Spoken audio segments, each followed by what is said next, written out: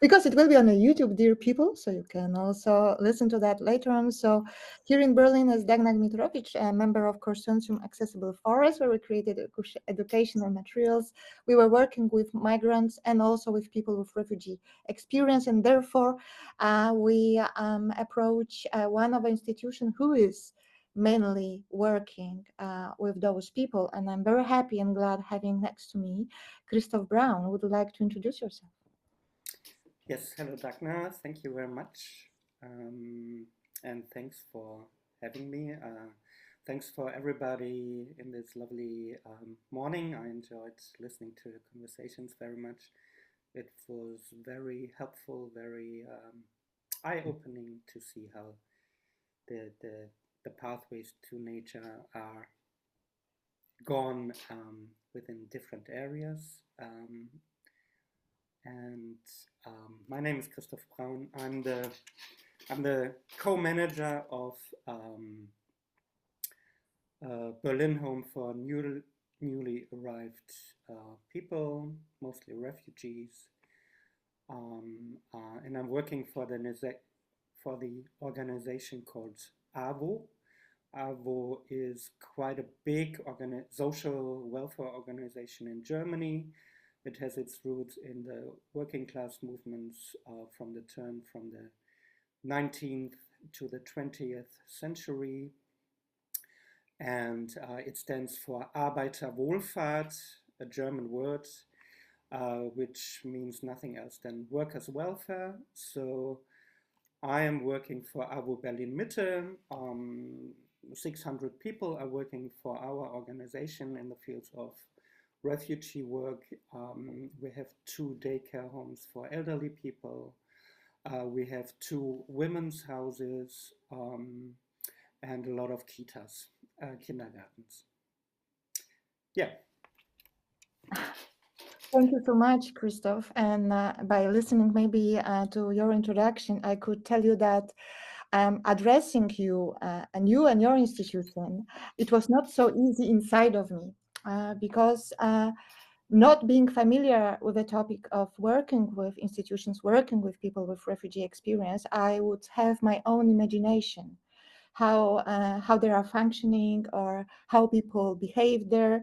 And then I had lots of stereotypes inside of me. So I have to admit that my first steps reaching out to you were like full of different questions. No? And then when I crossed this edge, and because we managed also it was a bit softer, not through other networks we had around. I was empowered by other people to do that. Then suddenly the world opened on completely something else than I was expecting, where I met warmth, openness, but also when I met struggle, a lot of multitasking, lots of dynamic and little chaos in order in chaos, like many of different languages, and still clarity and safety, and again, and beauty, and this being raw in these old buildings, like very cozy, and then very like not hostile. So all these paradoxes, all these different energies I met in your institutions, and I was welcomed there by you and by your incredible team. And it was incredible as a forest therapy guide coming to you and explaining, by the way, I want to introduce this and this practice. And you were open for that. So thank you a lot. And before I give you a floor, I just wanted to share with everyone here, because to me, the biggest obstacle, I guess, was languages. And I was thinking, how can I reach people that we don't have a common language? I even cannot pronounce names of people. They cannot pronounce my name. I mean, this is all complex, and all these differences of culture, this being more this or more that, with time, with understanding the hierarchy, with this, with that, all these concepts in me, and then suddenly facing those people inside of me, inside of me, they ended at the end. So basically, this first moment when I saw them and we managed to go for a picnic We didn't call it forest bathing. We didn't call it like big words. We just invited them for the picnic in nature with mindfulness. So we did a little placard. We invited them to the park, which was nearby. So it was not far. And still they were first time there, which was incredible. They didn't know, wow, there's a park there, because their life is so busy. And then we started with this picnic, put this little carpet, not carpet, how you call it, blanket, picnic blanket, and then we sat in a circle, and again we didn't have a common language, and we were women and children, so we were together, because we had this crazy idea it's only for adults, but it's a family. There are people, we cannot divide them again. We need to take them as whole. So the mothers with their children with different ages, with small groups, still went with us. And then we're sitting on this floor, and you know what I did? And I will do it now with you. I did something like that. Yeah.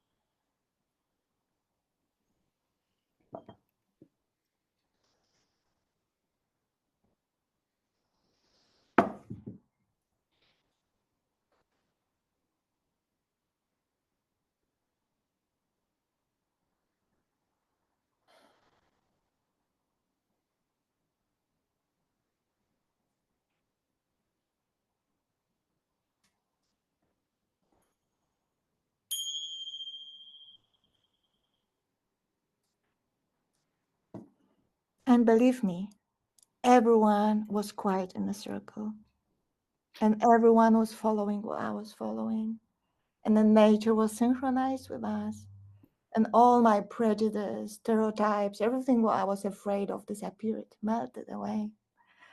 And this was so empowering. Also, I did this. Now at the end, I put the hand on my heart, as usually we do as forest guides, or whoever working with earth. I put on the floor, on the ground, with this stillness, and everyone did it. Everyone. And then we got connected, and this is how our journey started. And that would be my little introduction of my incredible experience and journey I went through with your community. And I wonder, Christoph, how it is from your perspective working in such a business, especially now when the life is challenging us so much, and working with people who experience refugees is not the easiest and the more popular way ever now, rather Yeah. now. Please, Christoph. Well, thank you for your performance. Yeah. Maybe we can show a first photo. We have some photos prepared that are actually from the manual, and because I just got reminded when you did the clinging of the bells, how easy it actually is. Like someone said this morning, right? Keep it simple and repeat it. And I'm quite often reminded when I go to work, I ride by bicycle, and the last stretch to the home where I'm working is going through the park where you took the people. And some days in the year there is a herd of sheep. And it's just that, isn't it? You see a herd of sheep, and you can feel instantly secure, connected, protected. And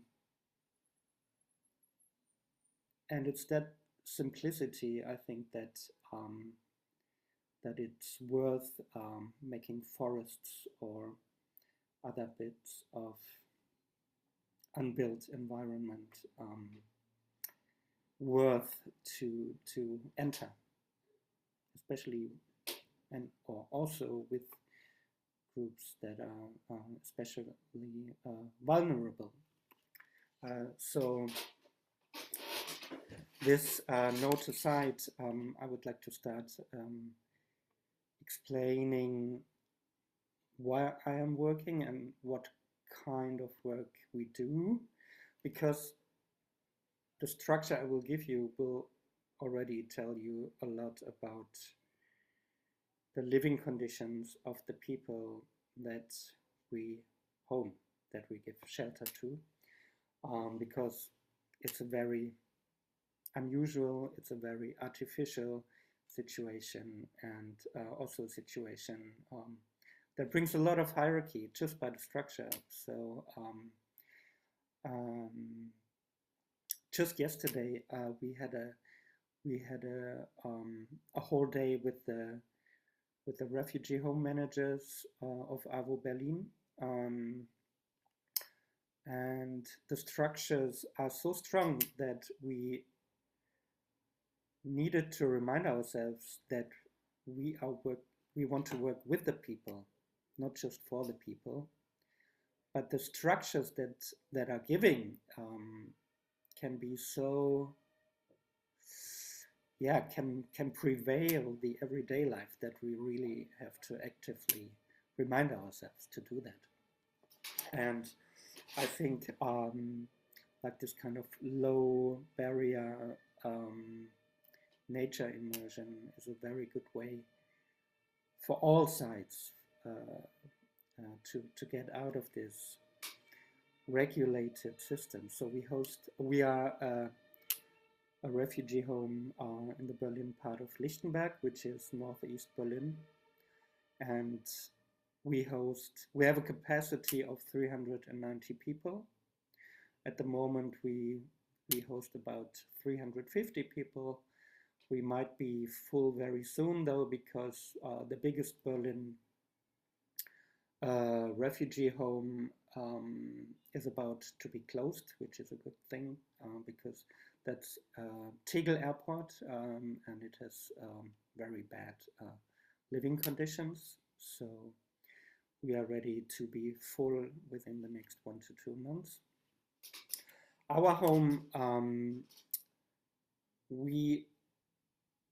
the majority of people we host is big families, Roma families from Moldavia. Then we have couples and small families from Georgia and Turkey, plus Palestine and Syria, and the rest is highly mixed from Ecuador to Afghanistan. So already within our home, which is a 10-story building in a quite rough industrial area, you know, it is a mix. It is a big mix of peoples of origin, of how people live their everyday life, of reasons why people are leaving their homes to come to Germany to ask for asylum, and also of religion, although I wouldn't say religion plays a big role in our home. And our team is a team of 24 people. I think numbers can be quite dull, but I show you this because to show you the structure in which these people find themselves after they have asked. They come to Berlin, they ask for asylum at the overall arrival center for Berlin, and then they are distributed to homes around in every area of Berlin. And so we have one facility manager, we have a rooming team that consists of 4 people. We have 4 people who are social coaches. We have 4 social workers. We have a psychologist, a volunteers coordinator, and then 2 managers who do it on the same level, like we are co-managing the home. And on top of that, we have 2 shifts of security. So we have a day shift of 4 people and a night shift of 4 people.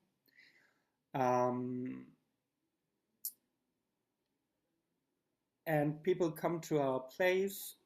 They get an assignment, a Zuweisung from the Berlin Authority for Refugees, and then they are being handed out like hygienic materials, and they are being catered for by an external caterer. They have a breakfast, they have a lunch and a dinner, and then we have our washing rooms where people can go and have their dirty clothes washed and dried, and a little workshop for used garments, clothes, and 2 days a week we are handing out towels, etc., soap, stuff to clean their rooms with, and so on. So what I want to show to you is they arrive from a very chaotic phase of their life. Or the people, besides the Moldavian people, mostly come from escaping wars. So they have had a very rough journey behind themselves, and then found themselves into a new land, into a new home, which is not their home, because they have left their home behind themselves, forced to do that. And what they first find is a whole set of rules. New rules, maybe rules that don't make any sense for them. So it is a very strange place for them, and surely not a place where they feel safe within the first few months. Of course, we are there to support them feeling more safe, but they are surely not feeling safe. It's more like an element that can be quite alienating, to be confronted with these new rules.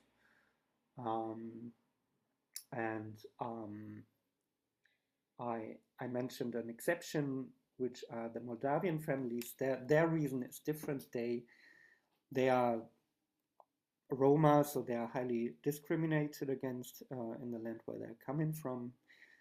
They have often no chance for school education for their children, to get any medicine or any doctor's support. The infrastructure of health in Moldavia is seen from our standards rather poor anyway, and then Roma have much higher hurdles to jump over on top of that. So this is why the Moldavian people are coming to us too. So, And yeah. I just was wondering, like jumping to this, thank you so much for bringing this reality of your institution, because in fact, it's not something that's accessible, this knowledge, how it functions, how it works. And I think this understanding, you are 24 people for 390 people, which is a very small team for a huge, huge work, which is there. It's not such incredible conditions. And still, we would like to give or offer those people a little bit of this beingness and presence and togetherness beyond this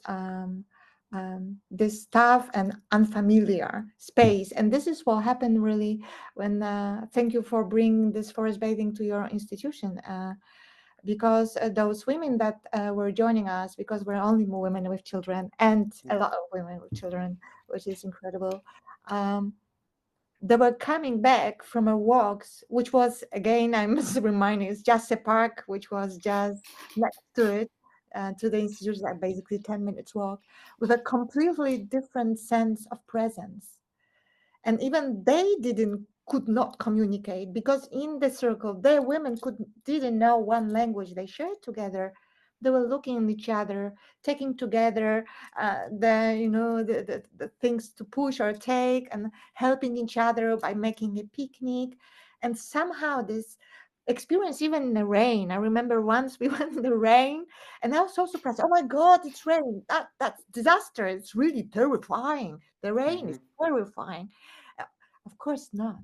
I mean, there's and the weather condition. I mean, this regular round that would be terrifying when we are good prepared. And well, I mean, this moment when we found a little shelter and we were sitting, and then it was this invitation. I invited people just to find a being, which I wrote the invitations. I wrote with different languages, different colors on a big block, and also I was showing with my body what to do, and I had the nose flute to call them back.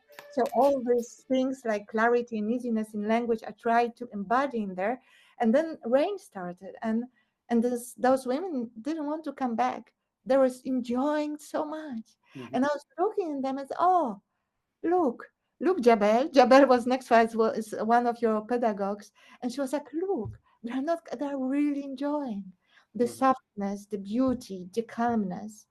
And also that we had those children with us. The children would play. We would have those papers, so you could trace the surfaces of a nature object. So we would put, or to draw the hand, or to trace whatever bark of a tree. So we would have those colors on our picnic table, and those women could take the illustrations with senses and could go and sit by themselves under the tree, on the grass, and they're having this time, the meaningful time with themselves. And I mean, I cannot even explain that with words, but somehow this all stories of diversity and differences, suddenly the nature being together unifies us. And we come together as a community, as a tribe.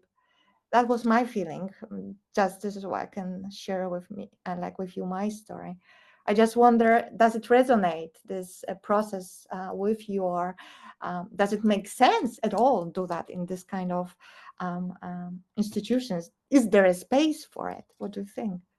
Yeah, maybe you can show the next photo from our book. Yeah, you've just referenced an experience that is, given the circumstances I've tried to explain, is very very precious for the people who live in our home.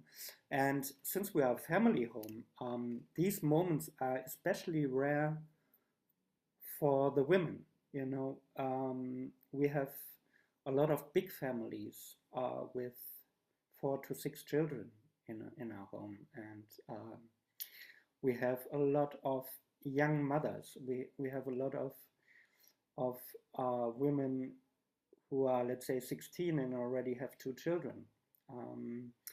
So you can imagine because maybe something I should still mention. On top of the house rules they now have to follow once they've moved in our house,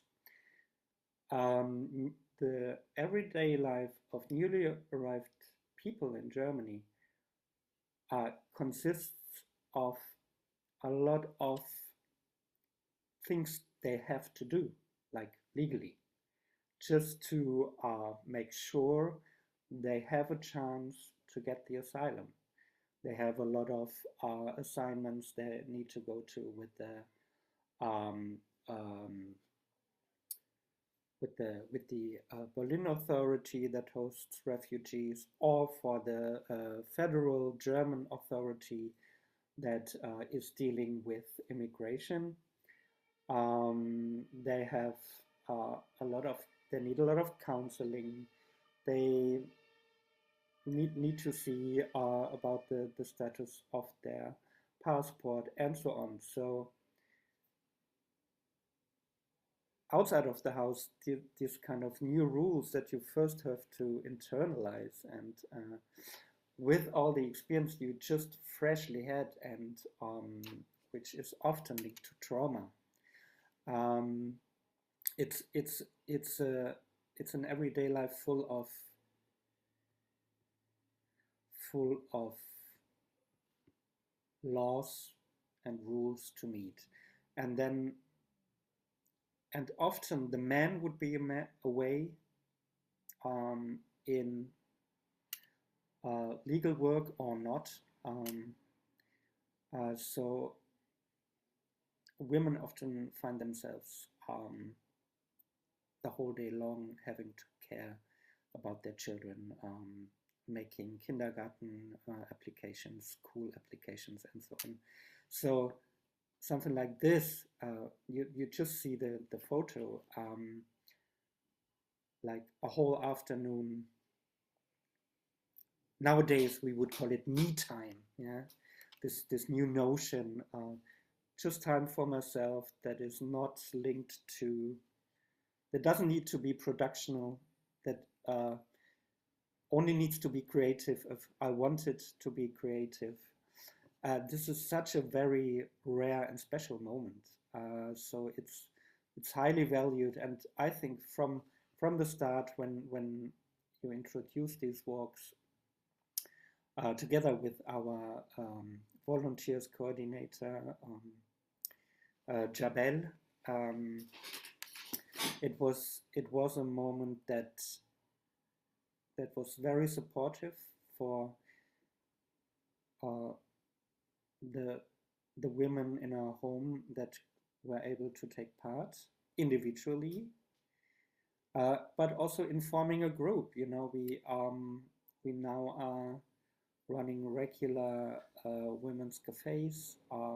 We were able to get a neighbor from a neighbors group who formed initially 2 years ago because they were complaining against our home, and now we have one member of these complaining group being the volunteer to host the women's cafes, and a lot of these women are still from these groups. So, and as you probably all know, this kind of group sense, to belong to a new group in a home in a new country where I've just arrived to, and a lot of it is still quite alien, is so supportive to people. I also remember when recently we were doing this kind of stories of the plants on the event. You shared that you also started to have own trees, and is it true? Yeah. We were very happy that around last autumn, the AWO climate manager, we now have, due to an European Union project, for 3 years, our organization has a climate manager who is taking care of how can we lower our CO2 impact, how can we reduce heat and sunlight in the hot summer days, and so on. So yeah, we were quite happy to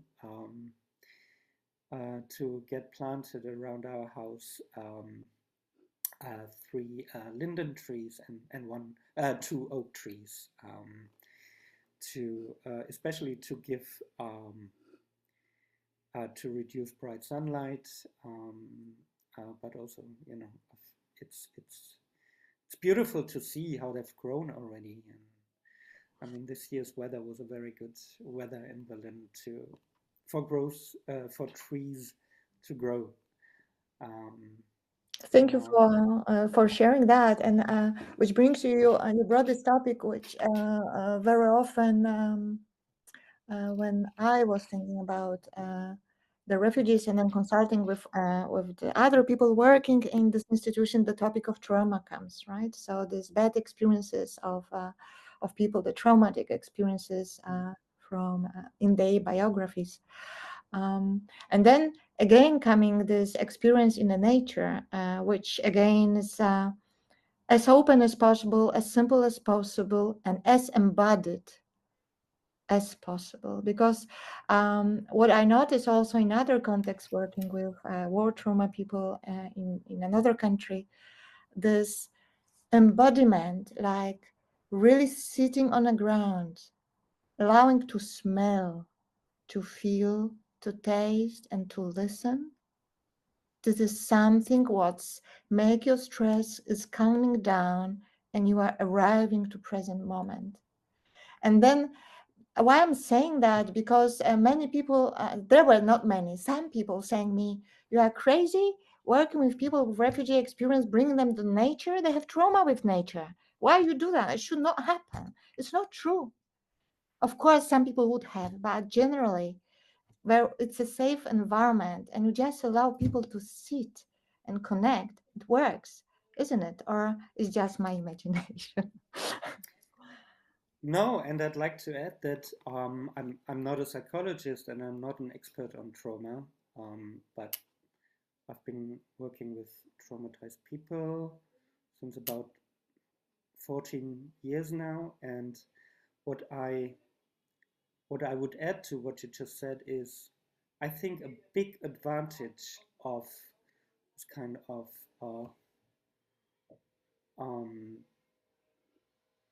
nature experience, nature immersion, is that what you do as accessible forest practitioners, is, I think, is just to take people into that into this realm, yeah, of nature. But then you can leave forests, trees, plants, moss, anything. They do the work by themselves. And I think if it comes to trauma, that's a huge, huge advantage, because the healing of trauma, if in the psychotherapeutic situation, is so much linked with trust. Because the other side is a human too, is a person too, and so I think this is a big advantage for the nature immersion. And also, let's be very honest here, it's also very hard to find a psychotherapist in Berlin, in Germany, anyway. I think did I see right that there was a question to us from the chat? Yes, there was a question to you in the chat coming from Elizabeth. If you could read, Elisa. Okay, but it's a huge question. It's like lots of reading. How would you both suggest I convince my local refugee agency? I guided some staff first, and then we guided moms and kids at the park. But overall, the agency staff is overworked and too tired to arrange it. and feels the refugees have too many other things to do. Learning paperwork, medical apps, transportation, language, looking for jobs. One staff told me that they need 5 years to be settled here before they are even ready to acknowledge or address their trauma. I disagree, but do you have any suggestions to reach the administration with the value nature immersion gives to this population? Yeah, thank you, Elizabeth, for that question. Is it okay, Dagna, if I answer? You are from institutions, so I guess you have this perspective, please. Elizabeth, can I ask in which country you are working with refugees? I'm in the United States. Ah, okay.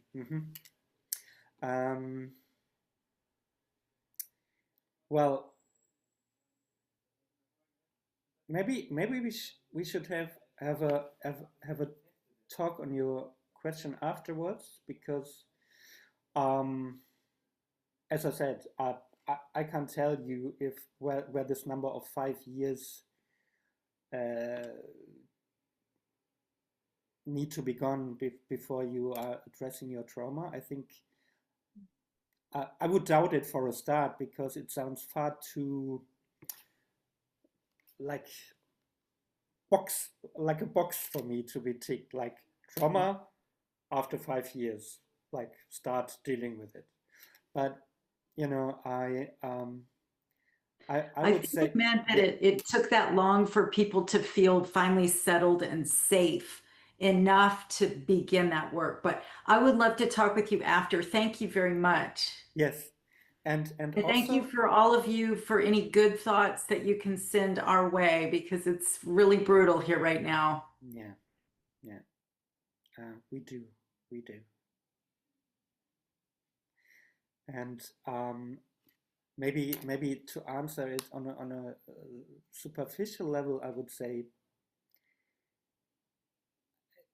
you even to start taking refugees into nature, you don't even need to label it trauma work. You know, that's the good thing about it. And whatever is right or wrong about this 5-year statement, I would guess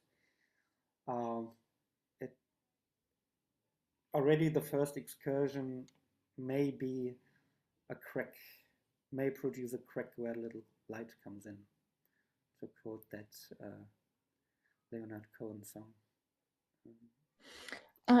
I remember from our talk, Christoph, and also thank you, Elizabeth, and I think that our work is credible, Max.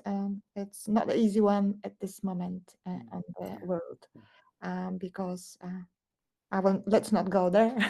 We all know what we speak about. I remember, just because we are just heading, we have 6 minutes left. We before that talk, and now, remembering you are 24 for 390 people, and that there's from your heart, I heard this call, the call for volunteers, the call for people, because to me at the beginning, these centers with refugees were like fortresses that, because there is security, you need to go through that security. It has this impression that it's not so accessible for externals, that you have to have special documents and proofs, and to offer something there. And from you, I hear the opposite. Come, could you share something about it? Yeah, exactly. I don't know your situation, Elizabeth, if you're a volunteer or if you are doing paid or employed work, but I think we are not complaining at all. We are having exchanges with colleagues from Italy, from France, Great Britain, anywhere in Europe, and anywhere you are talking to. We in Germany still have luxury working situations. For example, the social workers from Italy, they basically all do it as volunteers. And you know that in Europe, the Mediterranean countries are those with the highest numbers of immigration. But what I want to reach out to you as a message to the world is we could do much better with, if it comes to this highly important work that doesn't deal with the rules, that doesn't deal with certificates, working allowances, and so on, or you know, that just works with to better the everyday life.